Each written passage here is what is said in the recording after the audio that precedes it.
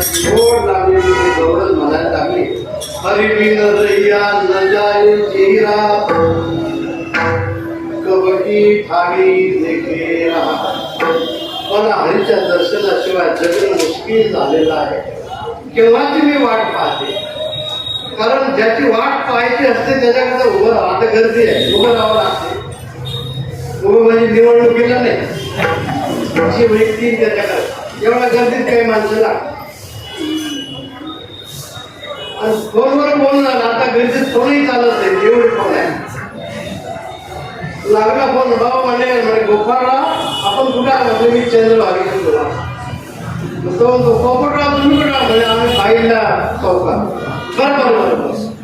बरोबर, दोघांची भेटीची ओढ आहे. पण आईच्या चौकातला जो पोपटराव आहे तो त्या कारखान्यापर्यंत. हा ज्यावेळेस तुला वाटतं तिथं आला आईच्या चौकात, पुन्हा फोन झाला आपण कुठं? आम्ही कारखाना. मग तुमची जर गाठ व्हायची, एकाने चाललं पाहिजे, एकाने थांबलं पाहिजे. पण कोणाला थांबायची नाही आणि कोणाला चालायचंही नाही. चालायचं तर कसं चालायचं? माणसं तुडीत नाही चालायचं. धर्म, पंथ, अनेक विचार, कुविचार, या सर्वांचा विचार करून आपल्याला आपल्या मार्गाने हळूच नीट चालायचं आणि पुढच्याने थांबायचं आहे. ती जरी धावपळ असली तर थांबल्याशिवाय होऊ शकत नाही. जसं निखळावरील हात ठेवून वाट मी पाय, पितांबर पिवळा शेला कैसा गगनी झळकला,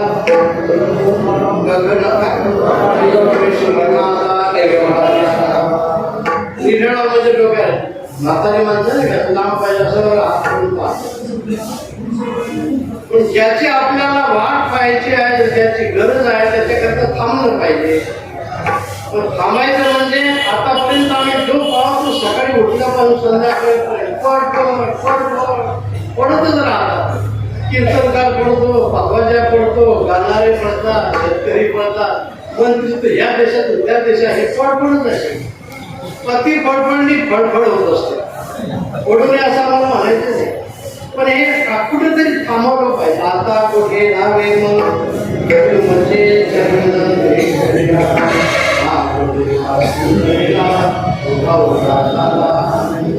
शिलभाग ज्याच्या दर्शनात जाते तिथपर्यंत आपण चाललं पाहिजे, थांबलं पाहिजे. जर नाही थांबलं तर त्याचा काही असा योग्य असा उपयोग झालेला दिसत हे आपण लक्षात घेणं अतिशय महत्वाचं. नेहमी करतात आपण आपलंच सगळं सांगत राहणं हे बरोबर करत नाही. घरचे मुलं म्हणतात बस झालं दादा, आम्ही ऐकून कंटाळलो. कोणी आलं की आम्ही असं केलं, आम्ही तुम्ही केलं झालं सगळं, पण आता आम्ही काय नसतो झोपा घेऊन आलो काय. हा आपण केलेल्या गोष्टीची आपल्याला लावून लावायची नाही आणि केलेल्या गोष्टीचं स्तोमन करायचं. परिस्थिती पाहून आपण आपला बदल करणं अतिशय महत्वाचं आहे. आमचे गुरुवारी भाषात सुंदर एक दृष्टांत सांगतो, जरा भजन करा.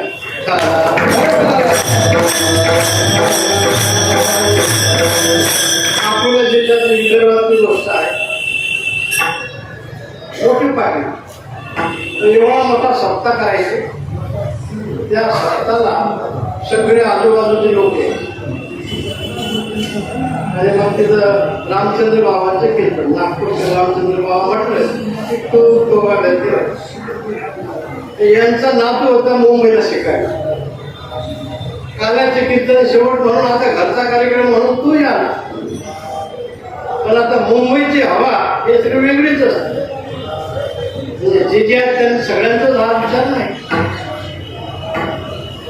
तर आला सगळे माणसं जेवायला बसले होते. पंक्ती बसल्या, वाढून आल्या, फिरून आला.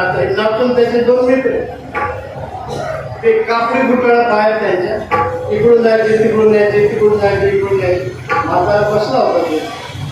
म्हातारे सांगले का रे काय तुम्हाला डोकाय की लोक जेवून आले गुटाळ पाया ऐकलं ऐकलं पुन्हा आले डोळे. अरे मग तुम्हाला सांगितलं ना माणसं जेवून आले गुटाळ घालून फिरतात. मग ते दोन्ही तिन्ही सावध झाले. नातू पुढे आला, 2 मित्र मागे आले. त्याने सांगितलं का आजोबा आजोबा म्हणलं ना, एक वेळ झालं, 2 वेळ झालं, ते नातू म्हणायला लागला, म्हणजे आजोबा एक वेळ ऐकलं, 2 वेळ ऐकलं, तिसऱ्या वेळ जर आपण म्हणले ना तर पायाच्या पडून फवाडीत मारू. या म्हाताऱ्याला का हो म्हणून कोणी गरज नाही. एवढा लोकात तो मारण्याची गरजच नाही ना, ते मारला. तेव्हापासून म्हाताऱ्याने एकदम इतका बदल केला, जिथं जागा असेल तिथं झोपायचं, जेवताना कधी मीठ कमी हे म्हणायचं नाही, कधी खारट आहे तिकडे असं म्हणायचं नाही, कोणत्या शेतात काय केलं हे विचारायचं नाही. पण आपण आपलं चिंतन काय करायचं, सगळा व्यवहार म्हातारा सगळं करत होता. म्हणून एवढं जरी तुमच्या हातात जरी बदलल्याशिवाय आपल्याला गरजेचं नाही. तुम्ही जरी बदलत नाही तर तुमचं सगळं शरीर बदलते, कान जाता, डोळे जाता, हात पायाला चालता येत नाही. आणि भावसामध्ये आणखी हा एक कीर्तन सांगायचं, केसाचं मनाचं संवाद चालला. ते मन फार विचित्र आहे. ते मन केस समजून सांगायला लागले.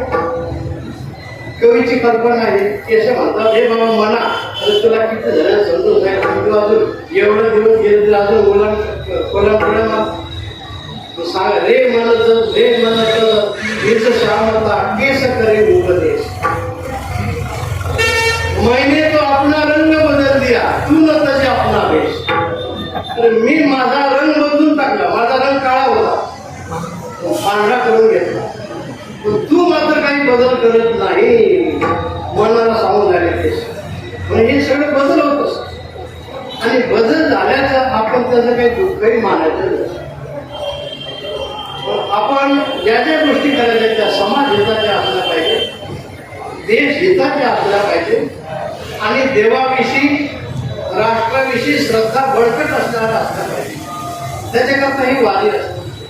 आता वारीचा अर्थ आपल्याला आपण ऐकला, अगोदरच्या सर्व कीर्तनकारांनी आपल्याला सांगितलं.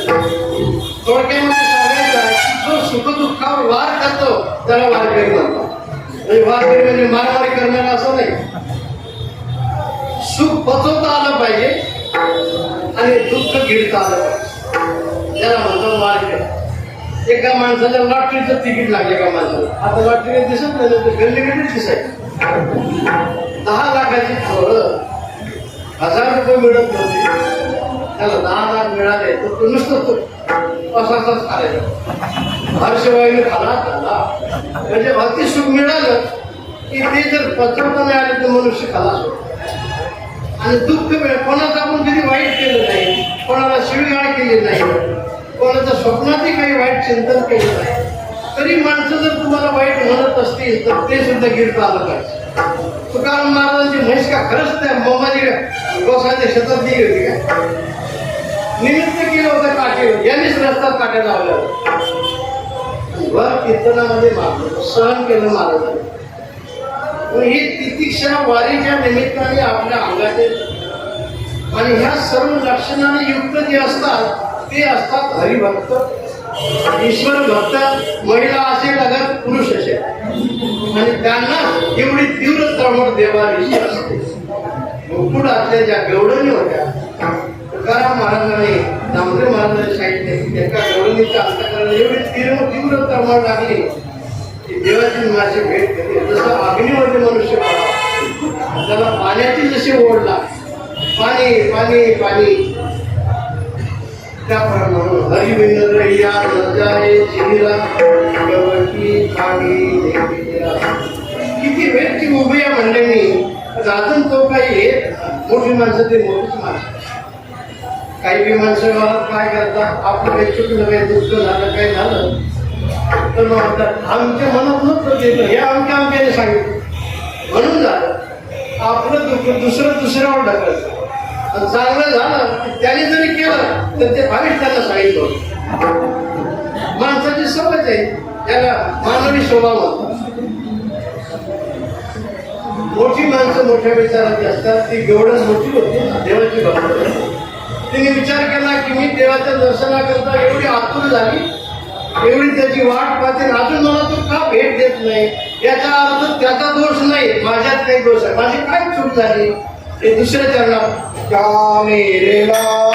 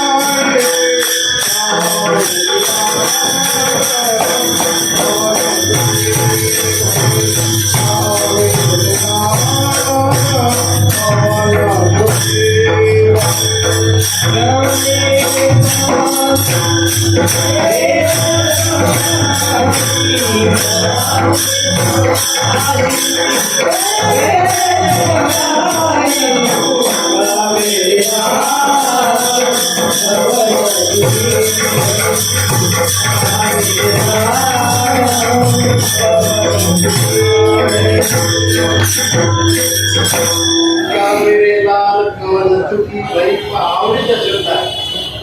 लाल शब्द मातृ हृदयातला. मुलगा इतका काळा कुठ रंगाने, कपडे काळे आणि सगळ्या मातीला बांधला,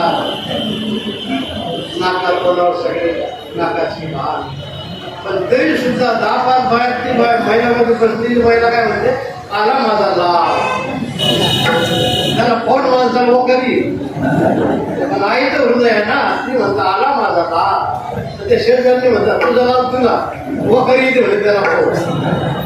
आईचं अंतकरण आई झाल्याशिवाय कळत नसते, संत झाल्याशिवाय संतांचं अंतकरण कळत नसते. क्या मेरे लाल कवन चुकी भय हे लाल, हे कन्हैया कृष्णा माझ्याकडून काय अशी चूक झाली, का तू मला भेट देत नाही. अरे नाही, त्याच्या भेटीला तो गजेंद्राने धावा केला, तिथं तो धावत गेला. उपमन्यूने धावा केला, तिथं तो धावत गेला. सगळ्या संतांना भेट दिली, भक्तांना भेट दिली. माझी काय चूक झाली माझ्या लक्षात येत. चूक होत नाही, झाली तर ते लक्षात आणून दिले तर आपण उपकार मानणे अतिशय उचितच असतं. क्या का कशा करता एवढा विषय बोलला, तू घेता येता कोणी आणखी तू आणखी भेटले तुला का, आणखी नाश्ता पाण्याला थांबवलं, कशा करता काय झालं. पण मला मात्र तुझ्या दर्शनाची ओढ लागलेली आहे. तू लवकर धावत धावत ये.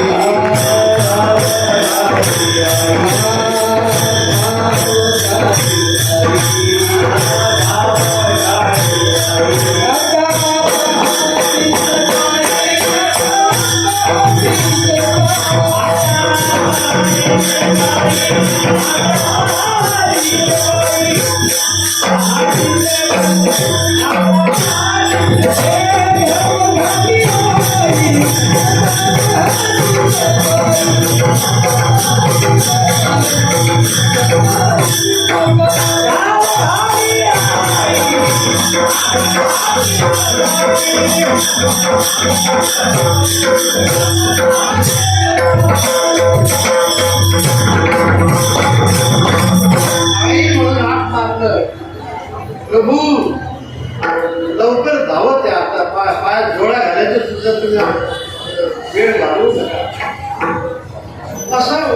अशी ओढ लागलेली असताना ज्याच्यावर दोषात जीवनात समस्या निर्माण होतात तर प्रेमाचे खरे जवळ मित्र भेटले पाहिजे. मित्र केव्हा कळत असतो, तो दुःखात कळत असतो. नाहीतर मग मित्र गेला हॉटेलमध्ये खा भजे, खा मिसळ, खा पाव भाजा काय म्हणतात हे आहे तोपर्यंत आहे. पण जर यांनी काही नाही दिलं तर मित्र जाऊ द्यायचं काय काम. ज्यावेळेस हा मित्र संकटात असतो आणि त्याला सहकार्य करतो त्याला मित्र म्हणतो. या गौरवणीला देवाच्या दर्शनाची ओढ लागली आणि अशाच ओढ लागलेल्या मैत्रिणी तिच्या एकामागे एक आल्या. 10-5 गवळणी जमल्या आणि मग त्यांच्याशी बोलाले. दुःख हे समान माणसाला सांगितलं. संसार संसाराचं दुःख सुद्धा कोणालाही सांगू नका. माणसं एवढं जेवढं करून टाकतील. इकडे काय इकडे गेले काय पाटलाचं घर कुठलं असं काय तुम्हाला माहित पडतं. पाटीलच म्हणले मला कोण ऐकत नाही सुना ऐकत नाही. घरच्या घरात ठेवा. तो सामने सांगितलं तुलसी पर घर जाके दुःख न कहिए रोय अपना भरण न खोइए होने वसो होय.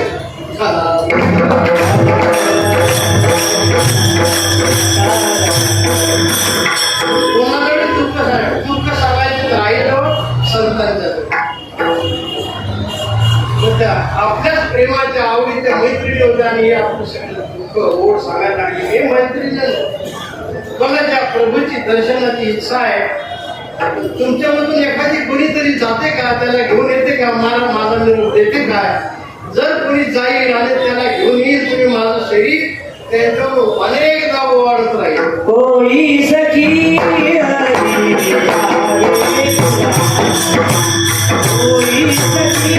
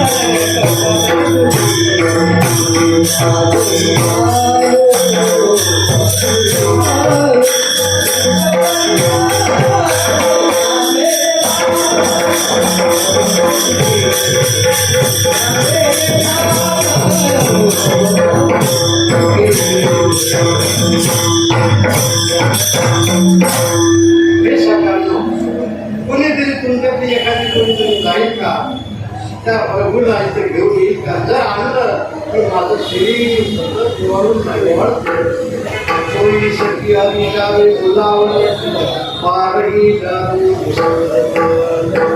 तन म्हणजे मराठीत आपण तनकड आपण नाही तनकड टाकतो इतकं ते झालं की त्याच्यात पाय थोडे टोचायचे काढून टाकले आपल्या शब्द. बऱ्याच वेळ माणसं शेतातलं तण काढलं की रस्त्यावर टाकलं मिळत झाले पाहिजे येणारा जाणारा चावले पाहिजे. तर मराठीतला शब्द म्हणजे निरुपयोगी गवत आणि इथं शरीर आला पण म्हटलं नाही बारही दारू आणि हे प्रभू मनाच्या मनातच आपलं चिंतन करायला लागलं. माझ्या मैत्रिणी येऊन तुला सांगते तू जर इथं आला ना तर माझी तुला हात जोडून तुझ्या पायावर डोकं ठेवून अशी नम्रतेची प्रार्थना आहे. एकदा आल्यानंतर तुला जाण्याची सवय पुन्हा जाऊ नको माझ्या जवळ शेवटच्या चरणात.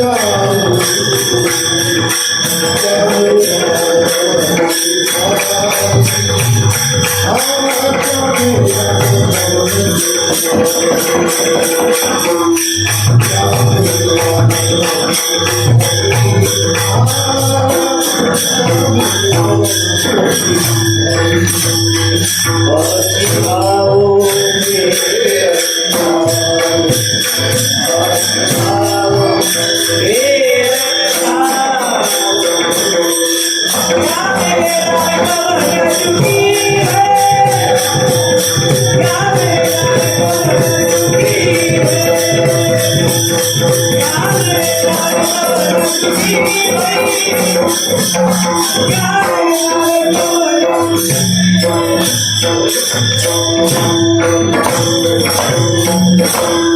प्रभू कव देखे पाऊ तुकाराम महाराज म्हणतात त्या गवळणीची अशी अर्थ आली की त्या प्रभूची मी कधी कधी पाय मध्ये स्थिर तपांडण्याचे पाय ना दोन समचरण सर्वजन सांगणीला